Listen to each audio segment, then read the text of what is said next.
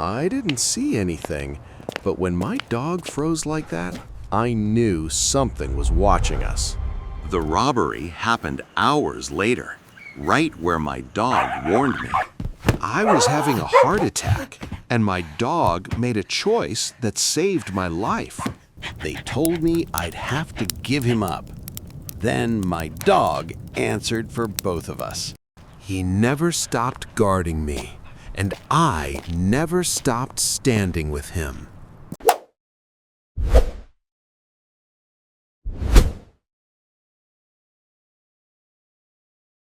Arthur, or Art, Brennan was 60 years old, widowed, and quietly disappearing.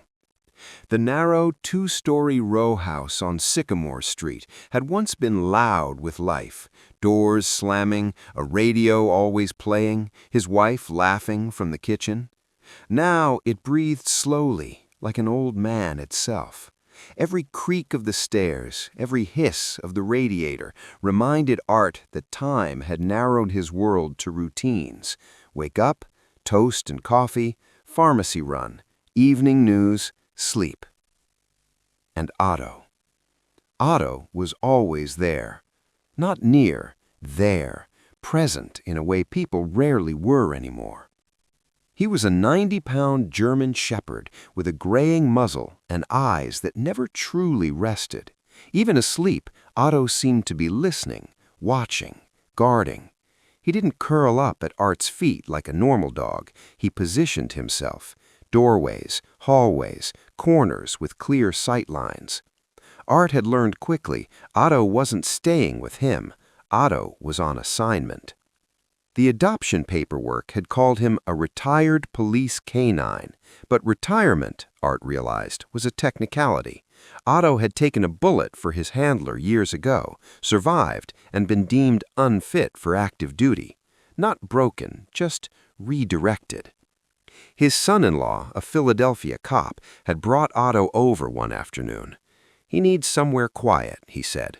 No chaos, no kids, no surprises. Art had laughed back then. Buddy, all I got is quiet. They hadn't known Otto would redefine it. Every morning, Otto waited until Art took the first bite of toast before touching his own food. On walks, he never pulled. Instead, he moved in slow arcs, positioning himself between Art and the street, Art and alleyways, Art and anyone who came too close. If someone crossed the road toward them, Otto subtly shifted, shoulder first, silent, commanding space. People noticed. They always noticed. The neighborhood had changed, too. Art felt it even before he could name it. Fewer greetings, more loitering. A streetlight near the corner that flickered, then went dark for good. Nights that felt hollow. One evening, coming back from the pharmacy, Otto stopped. Not hesitated, stopped. His entire body locked, muscles rigid, a low growl vibrating from deep in his chest. It wasn't loud, but it was final. Otto stared at a boarded-up row house across the street. Art followed his gaze, saw nothing but darkness and peeling wood. Otto, Art said gently, tugging the leash, it's nothing. Otto did not move. For the first time since they'd met, Art felt something colder than age settle in his bones. Because Otto wasn't confused, he was warning. And whatever Otto saw or smelled in that dead house was still there, watching them back.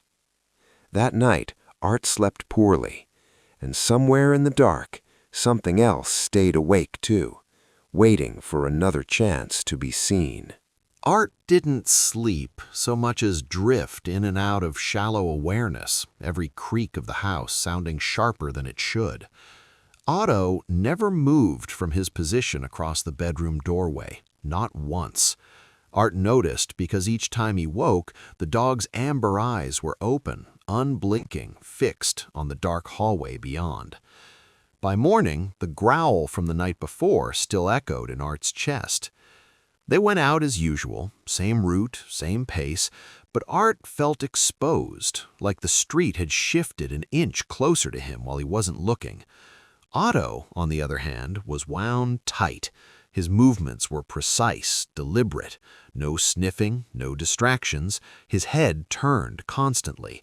Windows, rooftops, reflections in parked cars. When they reached the boarded-up row house again, Otto slowed, then stopped. Again, the same posture, the same stillness, but this time no growl. That was worse. Otto's ears were forward, his mouth closed. His weight subtly shifted back toward Art, as if preparing to push him behind cover. His eyes never left the shadows beneath the plywood. Art felt foolish standing there, heart thudding. "You see something, boy?" he whispered. Otto blinked once. They moved on. 2 blocks later, a police cruiser rolled past them slowly. The officers inside were scanning, not driving. Art recognized that look, alert, cautious, hunting. Otto tracked the car until it disappeared, then glanced back over his shoulder toward the row house, committing something to memory Art didn't have. By noon, the neighborhood knew. The bodega on the corner had been robbed just before dawn. 2 men, handgun, clean getaway. The owner swore they'd vanished like ghosts. Police tape flapped in the wind. Neighbors gathered in clusters, talking in low voices. Art stood on his stoop, Otto pressed against his leg, when his son-in-law called. "Dad, you walk past 214 Sycamore last night?" Art swallowed. "Yes." "That house," his son-in-law said slowly, "we think they were using it as a lookout, watching foot traffic, timing routines." Art looked down at Otto. Otto looked back. Suddenly, everything rearranged itself in Art's mind. The freeze, the growl, the refusal to move, the backward walk away from the house like a soldier retreating without turning his back. Otto hadn't been scared. He'd been confirming a threat. That afternoon, Art changed things. He locked the door twice. He checked the windows. He watched the street longer than usual. And Otto adjusted too. New sleeping positions, longer pauses before turning corners, a body that seemed to say, "I've done this before." That night, Art whispered into the dark, "You saved me, didn't you?" Otto didn't respond. He didn't need to, because outside, Sycamore Street was quieter than usual. Too quiet. And Otto stayed awake long after Art finally fell asleep, as if he knew danger didn't leave when it was noticed. It only learned. 3 nights later, the power went out, and for the first time, the danger wasn't outside the house anymore. The ice storm arrived without ceremony, just a hard knock of freezing rain against the windows and the sudden hollow silence that followed when the power died. No hum of the refrigerator, no clock ticking in the kitchen, no porch light spilling safety onto Sycamore Street. Darkness pressed in from every corner.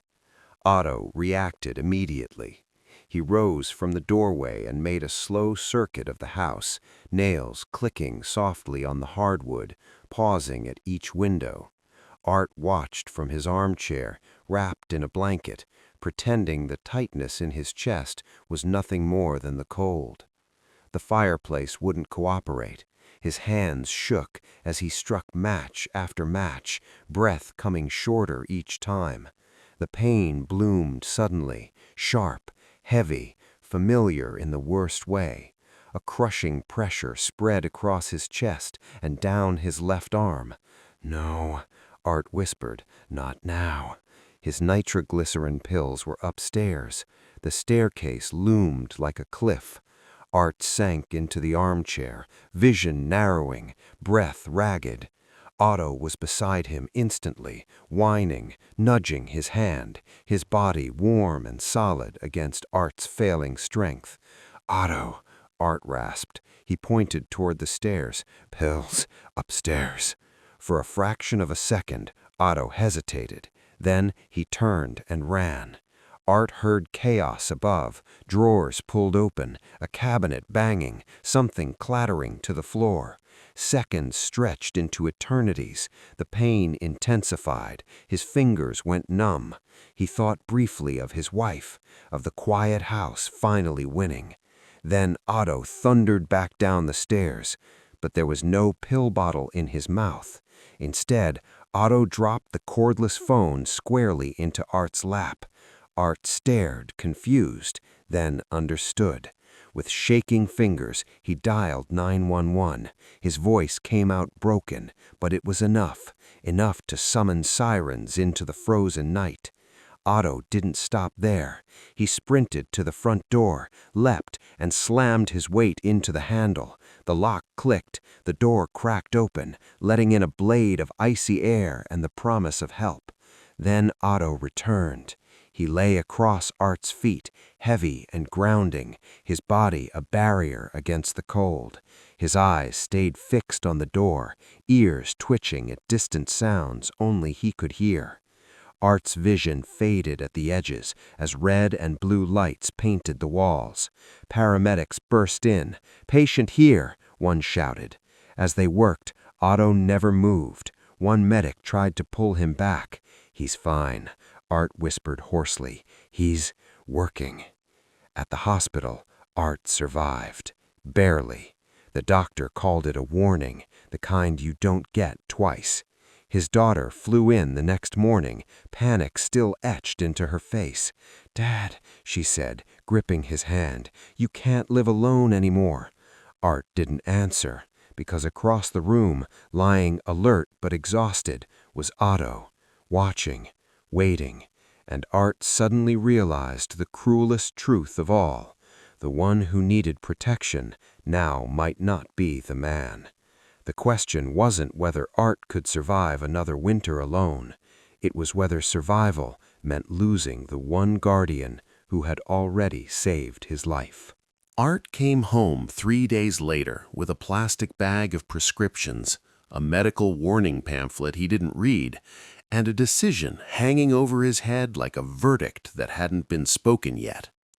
The house felt different, not empty, but tense, as if it knew something was about to change. A nurse checked in every morning. His daughter called twice a day. Everyone spoke carefully, circling the same truth without naming it. Assisted living, monitoring, safety, words that sounded reasonable and felt like surrender. Otto never left Art's side. He adjusted instantly to the new routine, sleeping closer, walking slower, positioning himself with even more precision. If Art paused, Otto paused. If Art's hand shook, Otto leaned in, grounding him. It was no longer just protection, it was partnership.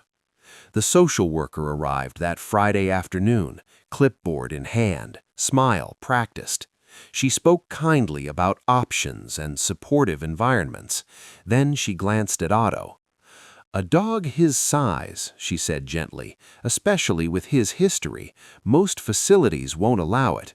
Rehoming might be the most realistic solution." The word hit Art harder than the heart attack.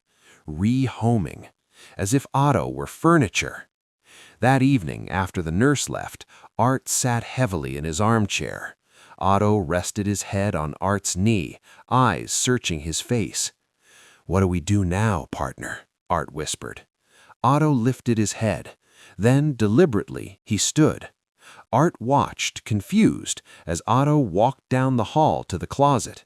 A moment later, he returned, carrying something gently between his teeth, a worn leather gardening glove, Art's glove, the one he'd used for years in the tiny backyard. Otto placed it at Art's feet. Then Otto turned and padded to the fireplace. He picked up his own object, a battered rubber ring, chewed and scarred from countless idle moments. He laid it beside the glove. Man's thing, dog's thing. Otto sat down, straight-backed, eyes steady. He looked from the glove to the ring to Art. The message landed with devastating clarity. "This is home. These are ours. We don't leave our post." Art felt something inside him harden, not fear, not denial, but resolve. That night he made calls. He called his son-in-law. "I need cameras, better locks, a medical alert system that pings you directly." He called a neighbor he barely knew. "Would you mind keeping an eye on my place during your smoke breaks?" Word spread. People adjusted. The loitering stopped. The young men nodded respectfully when Otto passed. Someone fixed the streetlight. Another neighbor shoveled Art's sidewalk without being asked. The neighborhood remembered itself. Art wasn't alone anymore, and Otto wasn't being abandoned. They had built something stronger than a facility, stronger than rules. They had built a network. But protection is never permanent, and Otto, seasoned as he was, knew peace never comes without one final test. Spring came quietly to Sycamore Street, melting the last hard edges of winter without ceremony. The ice retreated, the sidewalks reappeared, and the streetlight on the corner, once broken, then ignored, now glowed steadily every night. Art noticed these things the way a man notices breathing after surviving a close call, with gratitude and caution. Every evening, Art and Otto walked. The route was the same, but the feeling wasn't. Otto still moved in his familiar patterns, slight arcs, controlled pauses, careful positioning. But there was a looseness now, a fraction of ease earned through vigilance rather than granted by chance. He no longer scanned as if expecting an ambush at every corner. He scanned because that was who he was. Art wore his medical alert pendant under his coat. Cameras watched the doors. Neighbors waved. A young man from 3 houses down always stepped off the sidewalk to give them space, nodding respectfully. "Evening, Mr. Art." Otto acknowledged him with a single glance. At home, the house felt alive again. Not loud, not busy, but occupied with purpose. Art cooked simple meals. Otto waited, as always, until the first bite was taken. At night, Otto slept across the bedroom doorway, his body a living threshold between rest and risk. One evening, as Art settled into his chair, he felt the familiar tightness flicker in his chest, then fade. He rested his hand on Otto's head, steadying both of them. "You did your job," Art murmured. Otto's tail thumped once. Later that week, Art's daughter called. Her voice was calmer now. "I talked to the doctor," she said. "He thinks as long as you have support and the dog, you're okay." Art smiled. Support. The word finally meant what it should. That night, as they walked past the once boarded house, now sold, renovated, lights on inside, Otto paused, just for a moment. He looked, assessed. Then he moved on. The danger had passed, or maybe it had simply learned better. Either way, Otto had done what soldiers do when the mission ends. He stayed ready. Back home, Art locked the door, checked the cameras, and sat beside Otto on the living room floor, a rare thing. 2 old bodies, scarred in different ways, leaning against each other. Art wasn't Otto's owner. Otto wasn't Art's protector. They were something older than that, deeper.